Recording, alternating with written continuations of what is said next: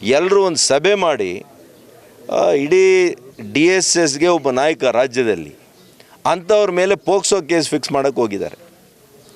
25-30 ಜನ ಸೇರಿ ಒಂದು ಸಭೆ ಮಾಡಿದ್ರೆ 8 ವರ್ಷ 9 ವರ್ಷದ ಹೆಣ್ಮಗಳ ಮೇಲೆ ಇವರು ಪೋಕ್ಸೋ ಕೇಸನ್ನು ಬುಕ್ ಮಾಡಿದ್ದಾರೆ ಇವರು ಅಂತಂದರೆ ಇವರು ಯಾವ ರೀತಿ ಇವ್ರಿಗೆ ಮಾನವೀಯತೆ ಇದೆಯಾ? ದಲಿತರ ಪರ ಇದ್ದಾರಾ ಇವರು?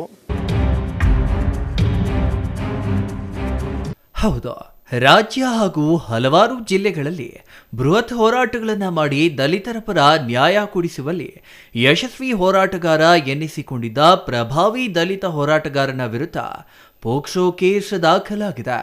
ಅವರ್ಯಾರು ಅಂತೀರಾ? ಇವರೇ ನೋಡಿ, ಗಂಗಾಧರಪ್ಪ ಅಲಿಯಾಸ್ ಬಾಲಕುಂಟಹಳ್ಳಿ ಗಂಗಾಧರಪ್ಪ ಅಂತ. ಚಿಕ್ಕಬಳ್ಳಾಪುರದಲ್ಲಿ ರಾಜಕಾರಣಿಯಿಂದ ಹಿಡಿದು ಸರ್ಕಾರಿ ಅಧಿಕಾರಿಗಳವರೆಗೂ ಚಿರಪರಿಚಿತ ಹೋರಾಟಗಾರ.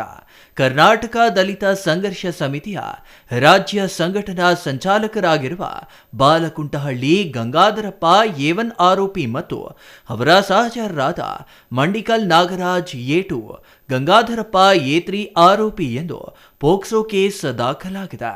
ಅಂದಹಾಗೆ ಯಾವುದೋ ಸೆಟಲ್ಮೆಂಟ್ ವಿಚಾರವಾಗಿ ದೇವನಹಳ್ಳಿ ಮೂಲದ ಕುಟುಂಬವೊಂದನ್ನು ಬಾಲಕುಂಟಹಳ್ಳಿ ಗಂಗಾಧರಪ್ಪ ಕಳೆದ ವರ್ಷ ಡಿಸೆಂಬರ್ 30ರಂದು ಚಿಕ್ಕಬಳ್ಳಾಪುರ ನಗರದ DSS ಕಚೇರಿಗೆ ಕರೆಸಿಕೊಂಡಿದ್ರಂತೆ. ಈ ವೇಳೆ ಅಲ್ಲಿಗೆ ಬಂದಿದ್ದ ವ್ಯಕ್ತಿಯನ್ನ ಕಟ್ಟಿ ಹಾಕಿ ಹಲ್ಲೆ ನಡೆಸಿ ಅಲ್ಲಿದ್ದ ಅಪ್ರಾಪ್ತ ಬಾಲಕಿಗೆ ಕಿರುಕುಳ ನೀಡಿದ್ದಾರಂತೆ. ಇದರಿಂದ ನೊಂದಿದ್ದ ಪೋಷಕರು ಚಿಕ್ಕಬಳ್ಳಾಪುರ ಮಹಿಳಾ ಪೊಲೀಸ್ ಠಾಣೆಯಲ್ಲಿ ಬಾಲಕುಂಟಹಳ್ಳಿ ಗಂಗಾಧರಪ್ಪ ಅವರ ಸಹಚರರಾದ ನಾಗರಾಜ್, ಗಂಗಾಧರ್ ಮತ್ತು ಇನ್ನಿತರರ ವಿರುದ್ಧ ಪೋಕ್ಸೋ ಕೇಸ್ ದೂರು ನೀಡಿದ್ದಾರೆ. ಆದರೆ ಪೊಲೀಸರು ಮಾತ್ರ ಪ್ರಭಾವಿ DSS ಮುಖಂಡನ ವಿರುದ್ಧ FIR ದಾಖಲು ಮಾಡಿ ಕೆಲವರನ್ನ ಅರೆಸ್ಟ್ ಮಾಡಿ A1 ಆರೋಪಿಯಾದ ಬಾಲಕುಂಟಹಳ್ಳಿ ಗಂಗಾಧರಪ್ಪನನ್ನ ಅರೆಸ್ಟ್ ಮಾಡದೆ ಸುಮ್ಮನಾಗಿದ್ದರೆಂದು ನೊಂದ ಅಪ್ರಾಪ್ತ ಬಾಲಕಿಯರ ಕಡೆಯವರು ಇಂದು ಪತ್ರಕರ್ತರ ಭವನದಲ್ಲಿ ಸುದ್ದಿಗೋಷ್ಠಿ ನಡೆಸಿ A1 ಆರೋಪಿಯಾದ ಬಾಲಕುಂಟಹಳ್ಳಿ ಗಂಗಾಧರಪ್ಪನನ್ನ ಬಂಧಿಸಬೇಕೆಂದು ಒತ್ತಾಯಿಸಿದ್ದಾರೆ. ಪೊಲೀಸ್ನವರು ಇದುವರೆಗೂ ಯಾವುದೇ ರೀತಿಯಂತ ಅರೆಸ್ಟ್ ಮಾಡಿರಲಿಲ್ಲ ಬಾಲಕುಂಟೆ ಗಂಗಾಧರ ಮೇಲೆ. ಹೈಕೋರ್ಟ್ ಆದೇಶ ಇದೆ, ಅರೆಸ್ಟ್ ಮಾಡಿ ಇಮಿಡಿಯೇಟ್ಲಿ ಅಂತ ಹೇಳ್ಬಿಟ್ಟು ಬಾಲಕುಂಟಹಳ್ಳಿ ಗಂಗಾಧರನ ಅರೆಸ್ಟ್ ಮಾಡಿ ಅಂತ ಹೇಳ್ಬಿಟ್ಟು ಆದೇಶ ಇದೆ. ಪೊಲೀಸ್ನವರು ಇದುವರೆಗೂ ಕೂಡ ಅರೆಸ್ಟ್ ಮಾಡಿಲ್ಲ. ಅದರಿಂದ ಕೂಡಲೇ ಅರೆಸ್ಟ್ ಮಾಡಬೇಕು.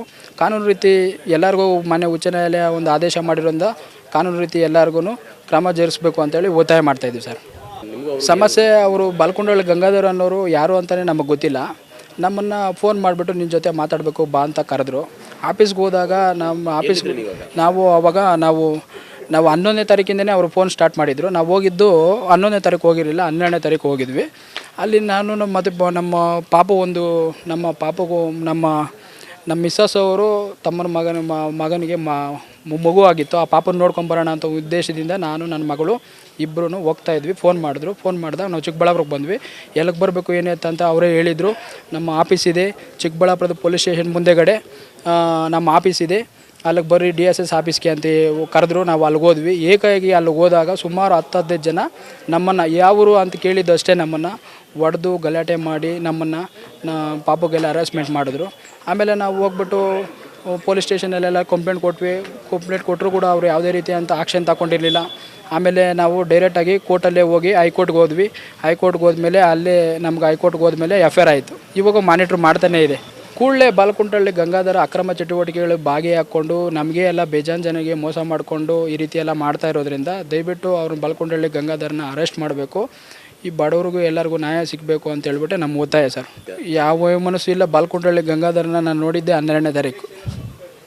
ಅವ್ರಿಗೂ ನಮಗೂ ಯಾವುದೇ ನಮ್ಮದು ಬಂದು ದೇವನಹಳ್ಳಿ ತಾಲೂಕು, ಇವ್ರು ಬಂದು ಚಿಕ್ಕಬಳ್ಳಾಪುರ. ನಮಗೂ ಅವ್ರಿಗೂ ಯಾವುದೇ ರೀತಿಯಂಥ ಕಾಂಟ್ಯಾಕ್ಟು ಇಲ್ಲ, ಯಾವುದೇ ರೀತಿಯಂಥ ಇದು ಇರಲಿಲ್ಲ. ಇನ್ನು ಕರ್ನಾಟಕ ದಲಿತ ಸಂಘರ್ಷ ಸಮಿತಿಯ ರಾಜ್ಯ ಸಂಘಟನಾ ಸಂಚಾಲಕ ಬಾಲಕುಂಟಹಳ್ಳಿ ಮತ್ತು ಅವರ ಸಹಚರರ ಮೇಲೆ ಪೋಕ್ಸೋ ಪ್ರಕರಣ ದಾಖಲಾಗ್ತಿದ್ದಂತೆ ಸಂಸದ ಸುಧಾಕರ್ ಇದಂತೂ ಪೂರ್ಣ ನಿಯೋಜಿತ ಕಾಂಗ್ರೆಸ್ನ ಕುತಂತ್ರವಾಗಿದೆ. ಕಾಂಗ್ರೆಸ್ ಶಾಸಕರು ದಲಿತ ಪರ, ದಲಿತರನ್ನ ಉದ್ಧಾರ ಮಾಡುತ್ತೇನೆ ಅಂತ ಹೇಳಿ ಈಗ ದಲಿತ ಹೋರಾಟಗಾರ ಮುಖಂಡರ ಮೇಲೆಯೇ ಪೋಕ್ಸೋ ಕೇಸ್ ದಾಖಲು ಮಾಡಿರುವುದು ಸರಿಯಲ್ಲ. ದಲಿತ ಮುಖಂಡರನ್ನ ಏನಾದರೂ ಅರೆಸ್ಟ್ ಮಾಡಿದ್ರೆ ಬಿಸಿ ಮುಟ್ಟಿಸುವ ಕೆಲಸ ಮಾಡ್ತೀವಿ ಎಂದು ಗುಡುಗಿದ್ದಾರೆ. ಈ ಕ್ಷೇತ್ರದಲ್ಲಿ ಏನು ದಲಿತರನ್ನ ಉದ್ಧಾರ ಮಾಡ್ತೀನಿ ಅಂತ ಬಂದಿರುವಂಥ ಶಾಸಕರು ಪಾಪ ಒಂದು 65-70 ವರ್ಷದ ಮುದುಕನು 25-30 ಜನ ಎಲ್ಲರೂ ಒಂದು ಸಭೆ ಮಾಡಿ ಇಡೀ DSSಗೆ ಒಬ್ಬ ನಾಯಕ ರಾಜ್ಯದಲ್ಲಿ ಅಂಥವ್ರ ಮೇಲೆ ಪೋಕ್ಸೋ ಕೇಸ್ ಫಿಕ್ಸ್ ಮಾಡೋಕ್ಕೆ ಹೋಗಿದ್ದಾರೆ. 25-30 ಜನ ಸೇರಿ ಒಂದು ಸಭೆ ಮಾಡಿದ್ರೆ 8 ವರ್ಷ 9 ವರ್ಷದ ಹೆಣ್ಮಗಳ ಮೇಲೆ ಇವರು ಪೋಕ್ಸೋ ಕೇಸನ್ನು ಬುಕ್ ಮಾಡಿದ್ದಾರೆ ಇವರು ಅಂತಂದರೆ ಇವರು ಯಾವ ರೀತಿ ಇವ್ರಿಗೆ ಮಾನವೀಯತೆ ಇದೆಯಾ? ದಲಿತರ ಪರ ಇದ್ದಾರಾ ಇವರು? ನಾನು ಹೇಳಿದ್ದೀನಿ SP ಅವರಿಗೆ IG ಅವರಿಗೆ, ಅವ್ರನ್ನ ನೀವು ಅರೆಸ್ಟ್ ಮಾಡಿ ಈ ವಿಷಯದಲ್ಲಿ ಉಗ್ರ ಹೋರಾಟ ನಾನು ಮಾಡ್ತೀನಿ, ನಿಮ್ಮಲ್ಲಿ ಒಬ್ಬರು ತಲೆ ದಂಡ ಆಗೋವರೆಗೂ ನಾನು ಬಿಡೋದಿಲ್ಲ ಅಂತ ಹೇಳಿದ್ದೀನಿ. ಏನಿದೆಲ್ಲ ಕೂಡ ನೀವು ಮಾಡಿದ್ದೀರಾ ಇನಿಷಿಯಲ್ ಇದು ಮಾಡಿದ್ದೀರಾ, ಎನ್ಕ್ವೈರಿ ಮಾಡಿದ್ದೀರಾ? 30 ಜನ ಇರಬೇಕಾದ್ರೆ ಸಭೆ ಮಾಡಿದ್ರೆ ನೀವು ಪೋಕ್ಸೋ ಮಾಡ್ತೀರಿ ಅಂದರೆ, ನನ್ನ ಮೇಲೆ ಮರ್ಡರ್ ಕೇಸ್ ಮಾಡಿದರು, ಯಾರೋ ಅವನೋಗಿ ಮರದಲ್ಲಿ ಆತ್ಮಹತ್ಯೆ ಮಾಡ್ಕೊಂಡ್ರೆ ಅಬೇಟ್ಮೆಂಟ್ ಕೇಸ್ ಹಾಕಿದ್ರೆ ಏನಾಯ್ತು? ಈಗ ನೀವೇ ಬಿ ರಿಪೋರ್ಟ್ ಹಾಕಿದ್ರಿ. ಯಾಕೆ ಸರ್ ಈ ರೀತಿ ಮಾಡ್ತಾರೆ? ದುರುದ್ದೇಶ, ಷಡ್ಯಂತರ ಮತ್ತು ರಾಜಕೀಯದ ಒಂದು ಹಗೆತನ. ಈ ರೀತಿಯಲ್ಲೆಲ್ಲ ನೀವು ತೀರ್ಸ್ಕೊಳ್ಳೋದು. ನಾನು ಹಿಂಗೆಲ್ಲ ತೀರ್ಸ್ಕೋಬೇಕು ಅಂತಿದ್ರೆ ನಿಮಗಿನ್ನ ಹೆಚ್ಚಿನ ಅಧಿಕಾರ ನನ್ನಲ್ಲಿತ್ತು. ನಾನು ಈ ರೀತಿಯಲ್ಲಿ ಮಾಡಲಿಲ್ಲ. ನಾನು ಮಾಡಿದ್ದು ಈ ಜಿಲ್ಲೆಗೆ ಏನು ಮಾಡಬೇಕು ಅಂತ ಹೋರಾಟ ಮಾಡಿ ನಾನು ಮಾಡಿದೆ. ಜನರಿಗೆ ಏನು ಮಾಡಬೇಕು, ರೈತರಿಗೆ ಏನು ಮಾಡಬೇಕು, ಮಹಿಳೆಯರಿಗೆ ಏನು ಮಾಡಬೇಕು, ಈ ರೀತಿ ಕಾರ್ಯಕ್ರಮಗಳು ತಂದೆ. ನಿಮ್ಮ ಥರ ರಾಜಕೀಯ ಜಿದ್ದನ್ನು ಮಾಡಿ ಒಬ್ಬರನ್ನ ಜೈಲಿಗೆ ಹಾಕ್ಸೋದು, ಇನ್ನೊಬ್ಬರಿಗೆ ಸುಳ್ಳು ಕೇಸುಗಳನ್ನ ಹಾಕ್ಸೋದು, ಇಂಥ ಕೆಲಸ ನಾನು ಮಾಡೋಕ್ಕೋಗಿಲ್ಲ. Thoudanahalli Ramesh, CTV news, Chikkaballapur.